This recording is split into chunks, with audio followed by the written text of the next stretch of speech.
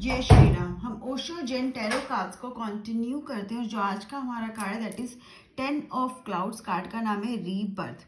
इसके कंपैरिजन में जो राइडर वे टैरो कार्ड है दैट इज 10 ऑफ सोर्ड्स। अगर हम कार्ड को देखते हैं तो ऑब्वियसली हमें नेगेटिविटी दिखती है, ठीक है। ब्लैक क्लाउड्स हैं and there is a person जिसके बैक में 10 सोर्ड्स हैं कहीं ना कहीं। तो ये क्या दिखाता है?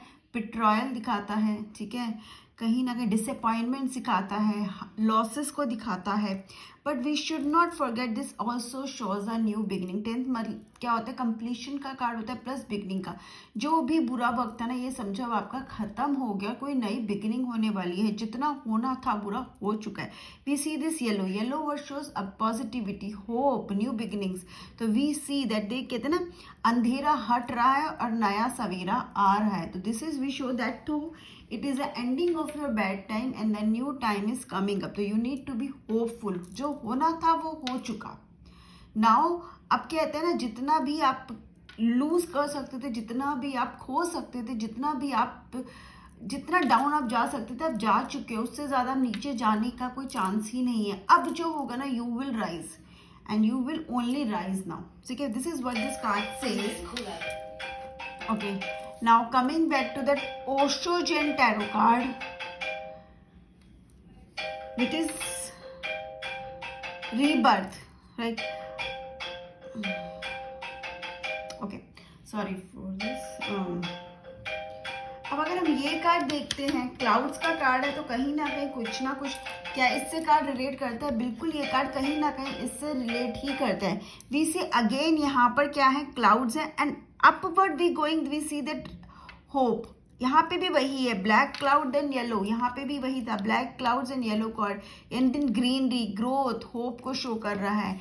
Same thing we see here in this Osho Zen tarot card कि ये ब्लैक क्लाउड्स है ना, देखो क्लाउड्स भी बने हुए, ये क्या है? ये शो कर रहे कहीं ना कहीं थोड़ा सा पेसिमिज्म को शो कर रहे हैं। But again when you rise, ठीक है, आप यहाँ इस लेवल से उठ के जब आप यहाँ पहुँचते हो तो यू सी दैट फ्रीडम। कहाँ पर आप एक, it looks like a camel, right? तो ये कैमल की तरह हो कहीं और, लेकिन जब आप इस एक कहते हैं ना कंडीशनिंग से, एक कंडीशनिंग से या एक सिचुएशन से when you come out of it, you become like a lion and ultimately like a soul, a pure soul. What exactly this card से, ये कार्ड आपको क्या दिखा रहा है? एवोल्यूशन को दिखा रहा है। कुछ चीज का एवोल्यूशन आपको दिखाता है, कॉन्शियसनेस का एवोल्यूशन दिखाता है। जिस तरह से फ्रेडरिक नीश ने अपनी बुक में बताया है, बुक है था spake Zarathustra, he speaks of the 3 levels of camel. ये जो है ना, ये इंटरप्रिटेशन कहीं ना कहीं उसी बुक के एवोल्यूशन की से लिया गया है। तो हमारी लाइफ या हम 3 तरह के एवोल्यूशन को फेस करते हैं, कर सकते हैं और हम फाइनली इस लेवल पे पहुंच सकते हैं। बट क्या हर कोई पहुंच पाता है? शायद नहीं, बट पहुंच सकता है।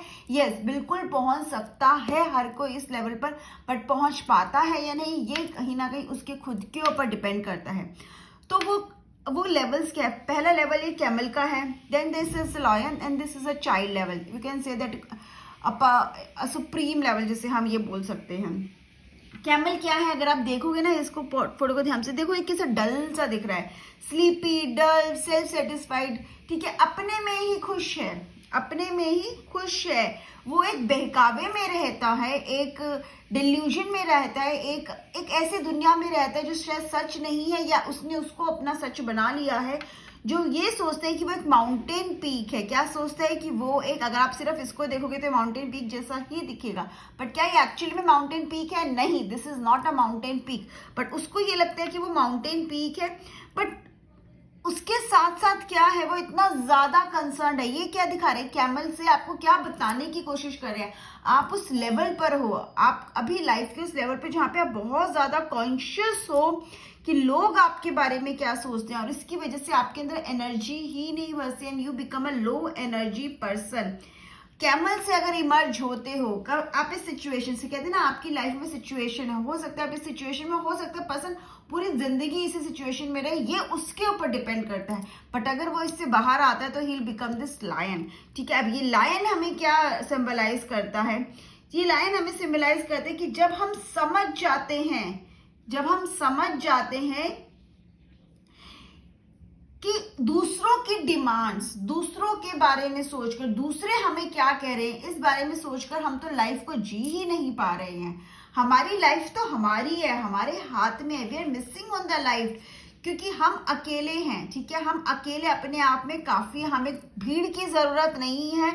अगर हम चाहें ना तो हम अपनी लाइफ को अकेले संभाल सकते हैं। लाइफ जीने के लिए भीड़ की जरूरत नहीं होती, हमें साथ की जरूरत जरूर होती है ताकि हमें सपोर्ट मिल सके, लेकिन हमें सपोर्ट की जरूरत है, कंडीशनिंग की जरूरत नहीं है। तो लॉयन क्या होता है? लॉयन क्राउड में नहीं चलता, अकेला चलता है, प्राउड में चलता है और अपना सच अपने साथ लेके चलता है। उसे किसी की सच की जरूरत नहीं है, ठीक है। उसे किसी की जरूरत नहीं ये बताने के लिए कि वो क्या कर सकता है, क्योंकि वो ऐसा है जिसको पता है कि वो क्या क्या कर सकता है। बट ये कोई एंड नहीं है। आपने ये रियलाइजेशन कर लिया, अब आपने अपना लेवल क्रॉस कर लिया, अब आप उस लेवल पे आ गए जहां पे आपने कहीं ना कहीं खुद को पहचान लिया है, अपनी यूनिकनेस को समझ लिया, अपनी स्किल्स को समझ लिया, अपनी एबिलिटीज को समझ लिया, और शायद आपने ये भी समझ लिया कि ये जो ह्यूमन है ना, वो as a being a human आपके अंदर कितनी ताकत है। अगर हम कुछ भी नहीं तो एक इंसान तो है, और एक इंसान होने के साथ साथ हम बहुत अपने अंदर पावर लेके आते हैं, ये हमें कभी नहीं भूलना चाहिए। फाइनल एवोल्यूशन हमारा क्या होता है? इट्स अ चाइल्ड, ठीक है। चाइल्ड क्या है? चाइल्ड ना ही तो किसी दबाव है, ना ही किसी से कहते ना एक सबमिसिव पर्सन है, और ना ही वो रिबेलियस है लायन की तरह, ना ही वो कैमल जैसा है। ऑब्वियसली कैमल से इवॉल्व लायन, ना ही वो रिबेलियस है कैमल, बट इनोसेंट है, स्पॉन्टेनियस है, ठीक है। एंड अपने ही आप में ना ट्रूथफुल है, मतलब कहते हैं you are living the truth of your life. तो ये बेसिकली आपका प्योर फॉर्म दिखाता है, जहां पर आप अपने लिए सोचते हो, आपको पता है कि लाइफ का मतलब क्या है, और कहीं ना कहीं you are thinking about others also. तो ये पॉजिटिविटी, आप पॉजिटिविटी देखो, येलो से व्हाइट की तरफ जा रहा है, मतलब एक प्योर सोल बनते जा रहे हो। जब when you start thinking about others, when you start you start doing for others, ठीक है, अपने से ज्यादा आप दूसरों के बारे में सोचने लगते हो, तो कहीं ना कहीं आपकी सोल ट्रांसफॉर्मेशन होना शुरू हो जाता है। वो ट्रांसफॉर्मेशन कहीं ना कहीं पॉजिटिव साइड की तरफ होता है, जब आप किसी का नुकसान नहीं कर रहे हो, बट ये सोच रहे हो कि आपकी वजह से किसी का नुकसान ना जाए, और आप किस तरह से किसी का फायदा कर सकते हो। और कहीं ना कहीं यू वांट कि आपके आसपास हमेशा ये क्यों बांसुरी बजाता है, वो पॉजिटिविटी को स्प्रेड करे। वो एक रीजन है, उसमें एक सिंबॉलिक रीजन दिया गया कि पॉजिटिविटी को स्प्रेड कर रहा है वो। उसने ये रूप अपनाया, उस एवोल्यूशन होके आया, अब उसने समझ लिया, अब now he is coming towards this, जहां पर spreading the positivity, light, knowledge, enlightenment, ठीक है। आप ये कार्ड अगर रीडिंग में आ रहा है तो आप एवोल्यूशन होने के समझ लो, you are about to change, ठीक है। कहीं ना कहीं आपकी रीबर्थ हो रहा है, कहीं ना कहीं आप बदल रहे हो, और आप किस मतलब कौन से आप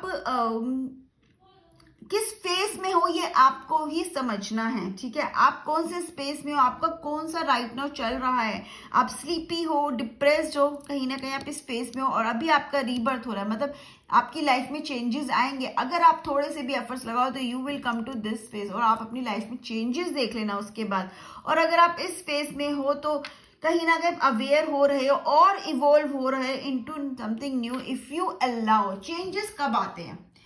चेंजेस कभी भी आ सकते हैं, लेकिन चेंजेस आते तभी है जब हम उन्हें अलाउ करते हैं। या हमारे हाथ में हमें कौन से किस तरह की जिंदगी जीनी है, हमें क्या पूरी जिंदगी ऐसे रहना है। देखो एवोल्यूशन पॉसिबल है, रीबर्थ पॉसिबल है हर इंसान के लिए, पर क्या हर इंसान का रीबर्थ हो पाता है? क्या हर इंसान समझ पाता है? Again I am saying no, हर कोई उसको समझ नहीं पाता, हर कोई अपनी कंडीशन से बाहर नहीं आ पाता, लेकिन हर कोई आ सकता है, ये बिल्कुल करेक्ट है। तो आप भी आ सकते हो। ये कार्ड आपको गाइड कर रहा है, क्या गाइड कर रहा है? Towards your new being, towards the rebirth, towards the evolution. बस आपको एक स्टेप लेना है, एक्सेप्ट करना है चेंजेस कैन मूव ऑन। किसी के बारे में कुछ सोचने की जरूरत नहीं। थिंक अबाउट कि आपके अंदर क्या स्किल है, and then how can you help others, and then you see the changes in your life. जिन का मतलब क्या है? जिन का मतलब ही यही है कि ना ही हम कहीं से आए हैं और ना ही हम कहीं जाने वाले हैं। हम जहां हैं वहीं पर रहने वाले हैं। ना ही कुछ आ रहा है, ना ही कुछ जा रहा है। सब कुछ पास तो हो रहा है, बट आपकी कॉन्शियसनेस क्या होता है? रिफ्लेक्ट कर रही है, उसको आइडेंटिफाई नहीं कर रही है। आप इसको इस तरह से समझो, ठीक है। अब एक मिरर के सामने जब लायन आके दहाड़ता है, एक शेर आके दहाड़ता है, तो उसको शेर ही दिखेगा ना शीशे में, ठीक है। अब थोड़ी देर बाद एक बच्चा आके डांस करने लगता है, तो क्या होगा, अब जो शीशे है ना वो तो भूल जाता है लायन की दहाड़ को। अब वो क्या दिखा रहा है अपने शीशे में, वो एक बच्चे को दिखा रहा है। तो क्या शीशा कुछ चेंज कर रहा है? नहीं, शीशा कुछ भी नहीं कर रहा है। वो सिर्फ क्या कर रहा है, जो भी सामने उसके वो रिफ्लेक्ट कर रहा है। ठीक है, मिरर कुछ करता है? नहीं, मिरर थोड़ी ना कुछ कर रहा है। ये थोड़ी ना कि शेर मिरर के सामने आए तो दहाड़ने लगा, तो वैसे भी दहाड़ेगा, राइट। तो ये आपकी जो कॉन्शियसनेस है ना वो सिर्फ एक मिरर है। आपको ये बहुत अच्छे से ध्यान रखना है। ना ही आप उससे बाहर आते हो, ना ही आप उसकी तरफ जाते हो, आप बस रिफ्लेक्ट करते हो। तो जो भी चीजें आपकी कॉन्शियसनेस में वो रिफ्लेक्ट होती है, तो आपको पता है कि यू विल रिफ्लेक्ट। आपकी लाइफ भी कहीं ना कहीं आप रिफ्लेक्शन ही है आपकी सोच का। जैसे हम बोलते हैं ना, हमारी लाइफ क्या है, हमारी सोच का रिफ्लेक्शन ही है। तो ये आपकी सोच कैसी होगी, आपकी लाइफ कहीं ना कहीं वैसे ही बन जाएगी। चीजें आएंगी चली जाएंगी, लोग आएंगे चले जाएंगे। आप अभी शायद जवान हो, फिर बूढ़े हो जाओगे, शायद आप बच्चे हो, जवान होंगे, बूढ़े हो जाओगे। आप हो सकता है अभी आप अलाइव हो, कल आप अलाइव ना रहो। आज हम हैं, कल हम नहीं रहेंगे।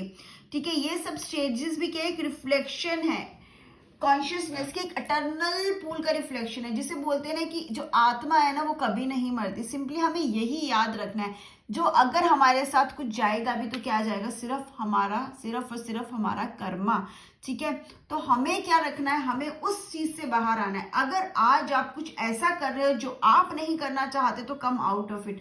अगर आप कुछ ऐसे लेवल पर जहाँ पे आप दूसरों की मदद कर सकते हो तो आज ही करो, लेकिन किसी और के कहने पे नहीं, खुद के लिए। ठीक है, खुद के लिए भी नहीं, कहीं ना कहीं वो आपका as a human being figure में आने का एक कहते हैं ना कर्तव्य बन जाता है, ड्यूटी बन जाती है कहीं ना कहीं ह्यूमन को सर्व करना। यही तो अल्टीमेट हमारा पर्पस है। Why we are human, just to serve each other. जब हम एक दूसरे को सर्व कर पाए, हम एक दूसरे को खुश रख पाए, एक दूसरे की हेल्प कर पाए।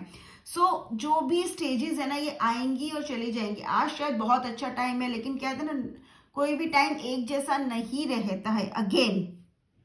लेकिन अगर आप समझ गए ना कि what is the purpose of life, तो कोई भी टाइम आएगा जाएगा, आपको फर्क नहीं पड़ेगा। और वही आपको समझने की जरूरत है। This card again is saying कि आपकी लाइफ में बहुत बड़ा ट्रांसफॉर्मेशन आ सकता है, ओनली आप अलाउ। और जरूरत भी है, ये कार्ड रीडिंग में ना कहीं उस ट्रांसफॉर्मेशन की, उस एवोल्यूशन की, उस चेंज की जरूरत भी है। एक न्यू बिगिनिंग की जरूरत भी है, ताकि आप कहीं ना कहीं खुद से कनेक्ट हो पाओ। So this is what I understand with this card. Bye bye, have a great day, take care.